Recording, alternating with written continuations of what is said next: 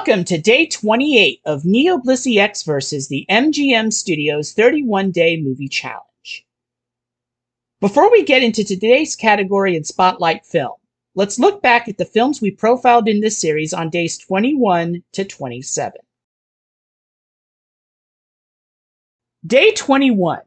The first movie you saw in theaters went to the 1982 science fiction classic Star Trek II: The Wrath of Khan.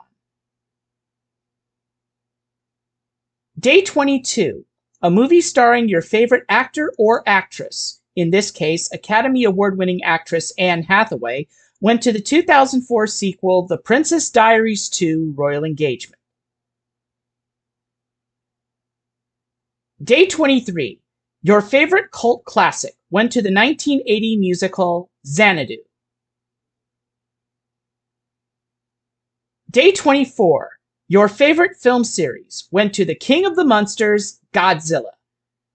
Goji was represented by the 1999 film Godzilla 2000 Millennium.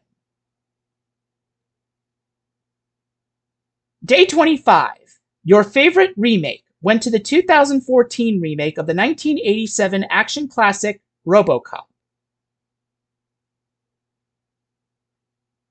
Day 26, your favorite holiday movie went to the 1947 original classic Miracle on 34th Street. And day 27, a movie with the best soundtrack, went to the 1977 science fiction landmark Star Wars Episode IV: A New Hope.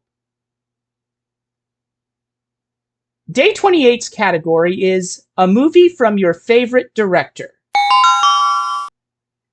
As I mentioned at the end of our Day 18 video on You Only Live Twice, legendary Japanese director Akira Kurosawa is my favorite director of all time. Today, we'll discuss a late color masterpiece by Kurosawa-sensei that, without the help of two legendary American directors, wouldn't exist at all. You'll find out what I mean as the challenge continues. Originally released in U.S. theaters on October 6, 1980, following release in its native Japan on April 26 of the same year, KAGEMUSHA, the title is translated on the film's U.S. promotional material as Shadow Warrior, is a jidaigeki, or period drama, set in Japan's Sengoku Jidai, Warring States period, a time when feudal warlords are constantly at war to unite the disparate fiefdoms into a single country. In 1571, one such warlord, Shingen Takeda, portrayed by Tatsuya Nakadai, a frequent Kurosawa collaborator, is killed in a surprise attack. Takeda's retainers must use a petty criminal, also portrayed by Nakadai, to pretend to be Takeda, and lure his rivals into a false sense of security.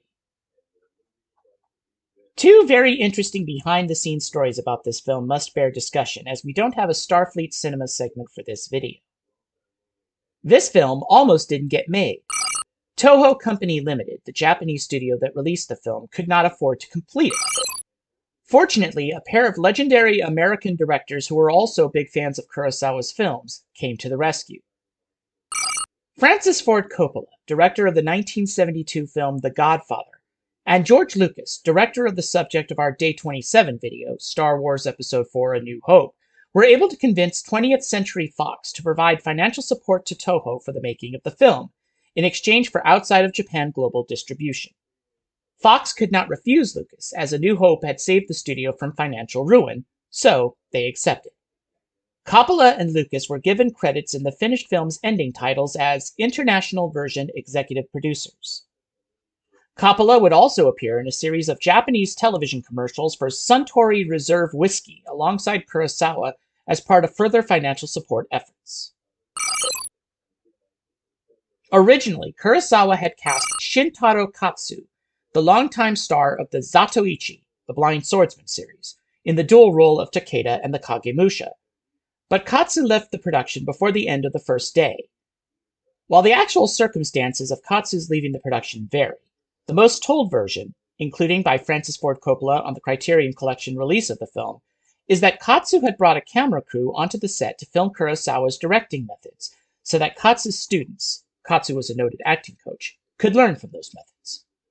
This allegedly led to a difference in opinion that led to Katsu walking off the set and never returning, and to Tatsuya Nakadai being cast. A similar situation took place during the production of the pilot episode of Star Trek Voyager, Caretaker, when Geneviève Bujold, the actress originally cast as Captain Janeway, left the project after 1.5 days on the job due to varying reasons, leading to the casting of Kate Mulgrew as the Janeway we know and love today. Tomorrow on NeoBlisseyX versus the MGM Studios 31-Day Movie Challenge, it's Day 29, your favorite animated film. Until then, take care and live long and prosper.